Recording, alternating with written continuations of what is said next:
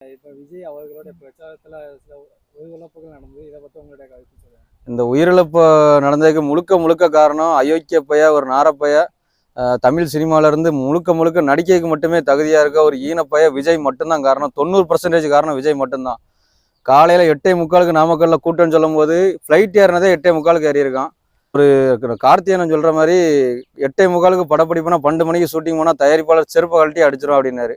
அதேமாரி மக்களை வந்து எவ்வளோ கேவலமாக கீழ்த்தரமாக நினச்சிருந்தா 8:45 மீட்டிங் வச்சுட்டு 8:45 ஃப்ளைட் ஏறி வந்திருப்பான். இதில் 12 மணிக்கு கரூரில் மீட்டிங் வர பேச்சு. இது சவ ஊர்வலம் மாதிரி திருச்சி ஏர்போர்ட்லேருந்து இங்கே வந்துட்டான், நாமக்கல் வந்துட்டான். நாமக்கல்லேருந்து கரூருக்கு செத்தவனை கூட கொஞ்சம் சுடுகாட்டுக்கு போகும்போது கொஞ்சம் வேகமாக கூட்டு போயிடுவாங்க. இவனை வந்து அடக்கம்ன்றதோட ரொம்ப மெதுவாக கூட்டு போனாங்க. கூட்டு போனாங்கன்னா அவனுடைய படையை நான் காமிக்கணும், நான் ஒரு மக்களுக்கான தலைவனுங்கிற ஒரு விளம்பர அரசியலை காட்டுறேன்னு சொல்லி நான்கு சாலையில் 2 பக்கமும் வாகனத்தோட கூட்டு போனாங்க. ஒரு வழி சாலையில் வண்டி எதிர்ப்புறத்தில் வர வாகனத்தையும் தடுத்து மறித்து இவங்க ஆப்போசிட் சைட்லேயும் வண்டியை கொண்டு போனாங்க. இதை விஜய் பக்கத்துல இருந்து பார்த்துக்கிட்டு இருக்கான், கேட்கவே இல்லை. விஜய் இவன் சொல்கிறத வச்சு யாரும் தப்பாக நினச்சிடாதீங்க, அந்த அளவுக்கு கீழ்த்தரமாக இறங்கி போயிட்டான். ஒரு தருதலைன்னு சொல்லுவாங்கள்ல, முன்னாடி அஜித் ரசிகர்கள் சொல்லுவாங்க தலை மட்டும்தான் தலை, மற்றையெல்லாம் தருதலம்பாங்க. அப்போ புரியலை, இன்னைக்கு தான் அதுக்கான உண்மையான காரணம் புரிஞ்சிருக்கு. உண்மையிலே அவன் தருதலை தான். ஒரு தருதலைன்னு சொன்னால் கூட தருதலைக்கே கேவலம், அந்த அளவுக்கு ஒரு கீழ்த்தரமான ஆளாக மாறிட்டான். 12 மணிக்கு வர வேண்டியவன் 5 மணி நேரம் லேட் ஆகி 7 மணி நேரம் லேட் ஆகி 7 மணிக்கு வந்திருக்கான். கீழே மக்கள் கொத்து கொத்தா மடிஞ்சு கீழே விழுந்துக்கிட்டு இருக்காங்க. கீழே உள்ள அணில்கள்லேயும் நல்ல அணில்கள் இருந்திருக்கு. அவங்களும் விஜய்க்கு எவ்வளவு ஒரு செருப்பை தூக்கி வீசியோ அவருக்கு அந்த அடையாளத்தை ஏற்படுத்தியிருக்காங்க. அதை கூட கண்டுக்கிடாமல் பாட்டலுக்கு 10 ரூபான்னு சொல்லி பாட்டு படிச்சுக்கிட்டு இருக்கான். எந்த அளவுக்கு ஒரு தரங்கட்ட அரசியல்வாதியாக இருக்கான்னு மட்டும் பாருங்க. இதில் காரணம் என்னன்னா திமுகவோட சதின்னு சொல்கிறான். ஒரு மயிறு சதியும் கிடையாது. திமுக மேலே 1000 விமர்சனம் இருக்கும், அதிமுக மேலே எங்களுக்கு 1000 விமர்சனம் இருக்கும். நாம் தமிழர் இங்கே ஒரு கட்சி ரீதியாக இலங்கை தமிழர் படுகொலையிலேருந்து 2G ஊழலேருந்து கனிமூல கொள்ளை, இப்போ லாரியாக கோடி கோடியாக பணத்துக்காண்டி கொள்ளையடிச்சு கேரளா கொண்டு போகிற கனிமூல கொள்ளையெல்லாம் முழுக்க முழுக்க எங்கள் எதிர்மறை சிந்தனையோடு தான் நாங்கள் செயல்படுறோம். ஆனால் இந்த கலவரத்துக்கும் திமுகவுக்கும் அரசு ஒத்துழைக்கலைங்கையில் வந்து எந்த காரணம் கிடையாது. ஒத்துழைச்சேன்னா என்ன தெரியுமா, திமுக பண்ண ஒரு பெரிய தப்பு, 12 மணிக்கு மீட்டிங் நீ வரலாட்டு அந்த மீட்டிங்கை கேன்சல் பண்ணாமல் விட்டாங்களோ அது மட்டும்தான் அவங்களுடைய தப்பு. முழுக்க முழுக்க நீ மட்டும்தான் காரணம். வந்த மக்களுக்கு ஒரு தண்ணி கொடுக்கல, அவங்களுக்கு தேவையான அடிப்படை வசதிகள் செஞ்சு கொடுக்கல. சினிமா நடிகர்னா கூட்டம் வரதான் செய்யும், நயன்தாராவுக்கும் வரதான் செய்யும், சன்னி லியோனுக்கும் வரதான் செய்யும், இவனுக்கும் வரத்தான் செய்யும். அது வந்து ஓட்டா என்றைக்குமே மாறாது. விஜயகாந்துக்கு நாங்கள் பார்க்காததா, கமலஹாசனுக்கு பார்க்காததா, என் தெலுங்கு சூப்பர் ஸ்டார்னு சொல்லக்கூடிய சிரஞ்சீவிக்கு பார்க்காத கூட்டம் மட்டுமே என்றைக்கும் வாக்கா மாறாது. ஆனால் கூட்டத்தை பார்த்தோன்னே உற்சாகத்தில் ஆர்ப்பரித்து கொட்டுறான். ஒரு அந்த உற்சாகத்தில் என்ன செய்கிறாங்க ஒரு மனநிலையில் கீழ்த்தரமாக நடந்துக்கிறான். இதுதான் அவனுடைய அரசியல் பாதை. 40 பேர் செத்தது கூட ஒரு இயற்கையான நிகழ்வாகவே கூட இருக்கட்டும், அதுக்கு விஜய் எந்த விதத்துலேயும் ஒரு காரணம் இல்லாமலே இருக்கட்டும். ஆனால் அவன் என்ன செஞ்சுருக்கான், ஒரு நல்ல தலைவன்னா அவன் திருச்சி போகும்போதே அவனுக்கு தகவல் சொல்லியிருக்காங்க 3 பேர் இறந்துட்டாங்க அப்படின்னு சொல்லிட்டு. உடனே அவன் காரை திருப்பி ஹாஸ்பிட்டலுக்கு வந்திருக்கணும். அவன் தான் உண்மையான தலைவனுக்கு அழகு. அவன் காரையும் திருப்பல, நேராக திருச்சி ஏர்போர்ட்டில் போய் எனக்கு என்னடா மயிரா போச்சுன்னு சொல்லிட்டு அவன் பாட்டுக்கு சென்னையை பார்க்க போயிட்டான். சென்னையில் போய் இருந்துட்டு 3 நாள் ஏதோ ரசிகர்கள்லாம் அங்கே ஃபேஸ்புக்லேயும் ட்விட்டர்லையும் எங்கள் தலைவர் சாப்பிடல, தூங்கலை, மோளலை, பேலான்னு சொல்லிட்டு ரொம்ப வருத்தப்பட்டு பேசுகிற மாதிரி பேசிக்கிட்டு இருந்தாங்க. அவன் என்னன்னா 3 நாளாக மேக்கப் பண்ணிக்கிட்டு இருந்திருக்கான். ஒவ்வொரு முடியாக சிங்கிள் டை பிளாக்குன்னு சொல்லுவாங்க, ஒவ்வொரு முடியாக எடுத்து கருப்படிப்பாங்க. பாதி சால்ட் அண்ட் பெப்பர் லுக் வரதுக்காண்டி 3 நாளாக உட்காந்து மேக்கப் போட்டு சிஎம்கிட்ட வந்து ஒரு மதிப்பிற்குரிய முதலமைச்சர், அவர் மேலே 1000 விமர்சனம் இருந்தாலும் அவர் இருக்கிற பதவிக்கு மரியாதை கொடுக்கணும். மதிப்பிற்குரிய முதலமைச்சர்னு சொல்லி அவனால் பேச முடியல. ஏதோ சின்ன குழந்தைங்க சிஎம் சார், அங்கிள் அப்படின்னு கூப்பிடுற மாதிரி ஒரு கீழ்த்தரமாக அவரை வந்து அசிங்கப்படுத்துகிற நோக்கில் இந்த பிரச்சனையை வந்து வேற பக்கம் திமுக மேலே பழி போடுறதுக்காண்டி பண்ணுற மாதிரி பேசணும். என்ன வேணா பழி வாங்க, என்ன மைத்துக்கடா பழி வாங்கணும், அவருக்கும் உனக்கு என்ன தனிப்பட்ட விரோதமா? திமுக தொடங்கி 75 வருஷம் ஆச்சு, வயசே 50 வயசு தான் ஆச்சு. அவர் பழி வாங்குற அளவுக்கு உனக்கு தகுதியே கிடையாது. முதல்ல உனக்கு அரசியலுக்கே தகுதி கிடையாது. உண்மையிலே அரசியலுக்கு தகுதியான தலைவனா ஸ்டாலின்லாம் இல்லவே இல்லை. அரசியலுக்கு தகுதியான தலைவராக இல்லை. ஆனால் ஒரு நல்ல மனிதனாக நடந்துக்கிட்டார் இந்த கரூர் விஷயத்தில். எப்படின்னா முதல் நாள் தகவல் சொல்லும் போதே உடனே கொரோனாவுக்கு பிறகு இப்போ தான் இரவு நேரங்களில் சட்டசபையை திறந்து அதிகார மையம்லாம் வந்து ஒன்று கூடி இந்த பிரச்சனைக்காண்டி ஒன்று கூடி பேசினாங்க. பேசி அன்னைக்கு நைட்டே ஃப்ளைட் ஏறி வராரு, காலையில் வந்து மக்களை சந்திக்காரு. ஒரு நல்ல மனிதனாக நடந்துக்கிட்டாரு. ஆனால் நீ ஒரு தலைவனாகவும் நடக்கலை, ஒரு நல்ல மனிதனாகவும் நடக்கலை. எப்படி சொல்லணும்னா ஒரு கேவலமான கேடுகட்ட ஒரு புறம்போக்காக தான் நடந்திருக்க. புறம்போக்கு நிலத்தில் கூட ஏதாவது பயன் இருக்கும், ஆனால் உனக்கு அது கூட ஒரு பிரயோஜனம் கிடையாது. அந்தளவு ஒரு கேவலமான ஒரு தற்கொலையான இதாக தான் வளர்ந்துருக்க. உயிருக்கு வந்து விலை மதிக்க முடியாத ஒன்று. அவன் வீட்டுல ஒருத்தன் இறந்திருந்தா 20 லட்ச ரூபா, நான் அவன் பையனை வெட்டி கொண்டுருதேன், 20 லட்ச ரூபா கொடுத்தா வாங்கிவிடுவானா? இது அவன் பணம் முக்கியம் இல்லைங்க. இதுல இறந்த குழந்தைகளோட அம்மா அப்பாவை பாருங்க. ஒரு கண்ணு தெரியாத அம்மா தன் மகனை இறந்துருக்கு, வாய் பேச முடியாத காது கேளாத அம்மா ஒரு சின்ன குழந்தை இழந்திருக்காங்க, 7-8 பச்சிளம் குழந்தைகள் இருந்திருக்கு.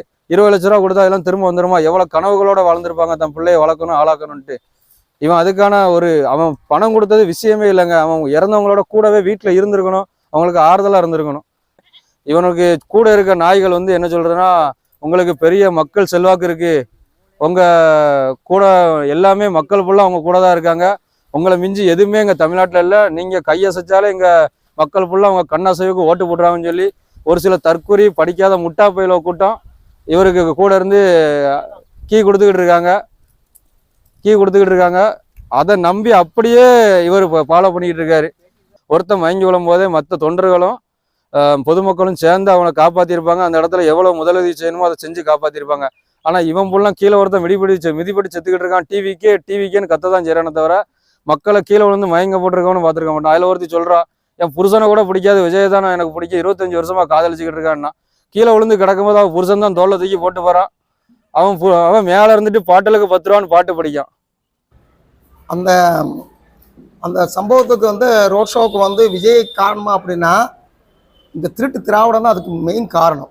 அது ஏன் இது உருவாச்சு அப்படின்னா, இந்த விஜயோட ரசிகர் தற்குறிகள் இருக்காங்களா, இவங்களுக்கு பேசிக்க அறிவுங்கிறது ஒரு பைசா கூட அறிவு கூட கிடையாது. அப்போ அறிவு இல்லாத ஒரு கூட்டம் இருக்கு, இந்த கூட்டத்தை தடுக்கிறதுலாம் ரொம்ப கஷ்டம் கிடையாது.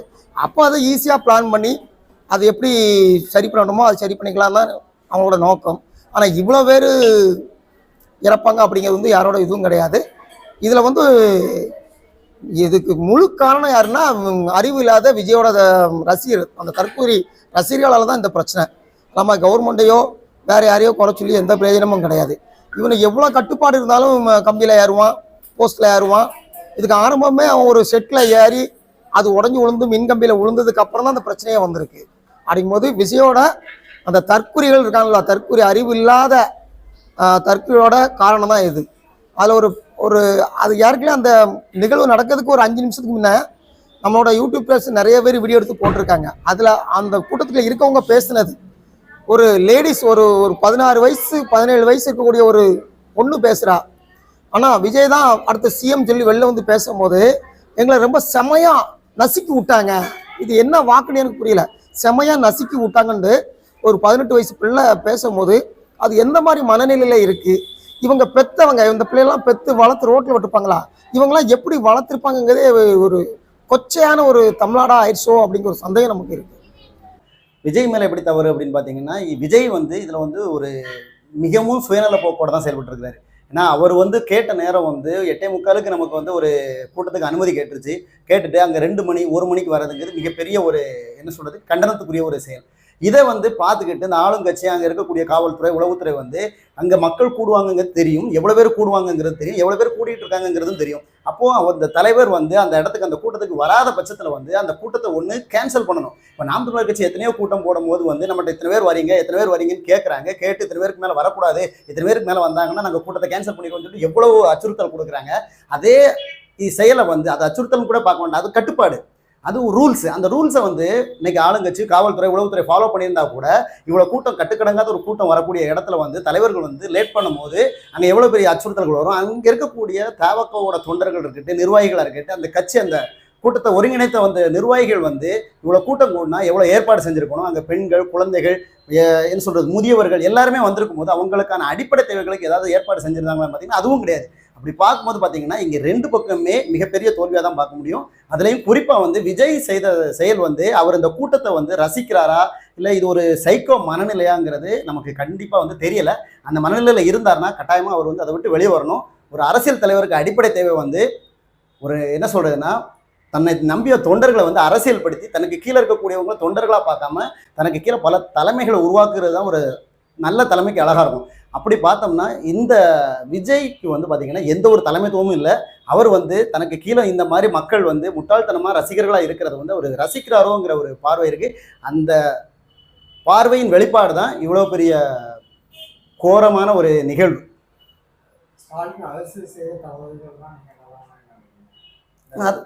அதைத்தான் சொன்னேன். அதாவது ஸ்டாலின் அரசு செய்த தவறுகள்னா, இப்போ ஒரு ஒரு ஒரு கட்சியோட கூட்டம் நடக்குது, ஒரு கட்சியோட கேம்பெயின் நடக்குது. அந்த கேம்பெயினுக்கு வந்து அவங்க வந்து கட்டாயமா அனுமதிக்கு வாங்கியிருப்பாங்க. அனுமதி வாங்கியிருந்தாங்கன்னா அவங்களுக்கு தெரியும் இங்க எத்தனை மணிக்கு வரணும், எத்தனை மணிக்கு எவ்வளவு பேர் கூடுவாங்கங்கிற எல்லாமே அவங்க வந்து லிஸ்ட் அவுட் பண்ணியிருப்பாங்க. எல்லாத்தையுமே கேட்டு தெரிஞ்சிருப்பாங்க. அப்படி இருக்கும்போது இவ்வளவு பேர் தான் வருவோம், 10,000 பேர் வருவோம்னு சொன்ன இடத்துல வந்து 27,000 பேர் வந்திருக்காங்கன்னு தெரிஞ்சிருக்குல்ல. 10,000 பேர் வருவாங்கன்னு சொல்லி தான் அவங்க வந்து அனுமதி வாங்கியிருக்காங்க. ஆனால் 20 பேர் 20,000 25,000க்கு மேலே கூடி இருக்குன்னு சொல்லி எல்லாரும் சொல்லும் போது வந்து அது அன்னைக்கு இருக்கக்கூடிய அந்த இடத்துல இருக்கக்கூடிய காவல்துறை, உளவுத்துறைக்கு எல்லாருக்கும் தெரிஞ்சிருக்கும். தலைமைக்கு போயிருக்கத்தான் செய்யும், தகவல் போயிருக்கத்தானே செய்யும். அப்போ அந்த கூட்டத்தை வந்து ரத்து செய்யறதுல என்ன தப்பு இருக்கு?